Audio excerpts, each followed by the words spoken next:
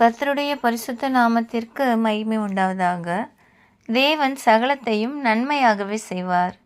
இப்பொழுது உங்களுக்கு இருக்கும் நிலைமை எப்படி இருந்தாலும் அதை மகிழ்வாய் ஏற்றுக்கொள்ளுங்கள்.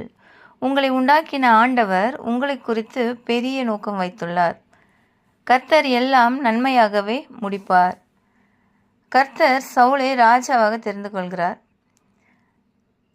அப்பொழுது சாமுவேல் சொல்கிறாரு, கர்த்தருடைய ஆவி உன்மேல் இறங்குவார், நீ அவர்களோட தீர்க்கதரிசனம் சொல்லி வேறு மனுஷனாவாய்.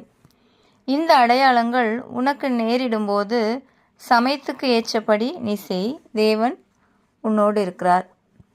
சவுல் ராஜாவான பின்பு ஜனங்கள் நடுவே சென்றபோது எல்லா ஜனங்களும் அவன் தோளுக்கு கீழாய் இருக்கத்தக்க உயரமாயிருந்தார்கள். அப்பொழுது சாமுவேல் எல்லா ஜனங்களையும் நோக்கி, கர்த்தர் தெரிந்து கொண்டவனை பாருங்கள், சமஸ்த ஜனங்களுக்குள்ளும் அவனுக்கு சமமானவன் இல்லை. அப்பொழுது ஜனங்கள் ஆர்ப்பரித்து ராஜா வாழ்க என்றார்கள்.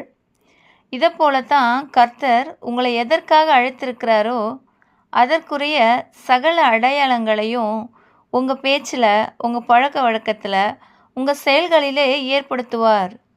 உங்கள் எதிர்கால திட்டத்துக்காக உங்களை அழைத்தவர் நீங்கள் அறிந்து கொள்ளும்படியான அடையாளங்களை உங்ககிட்ட ஏற்படுத்துவார். கர்த்தர் சொல்கிறார், பயப்படாதே, உன்னை பேர் சொல்லி அழைத்தேன், நீ என்னுடையவன். ஆமென்.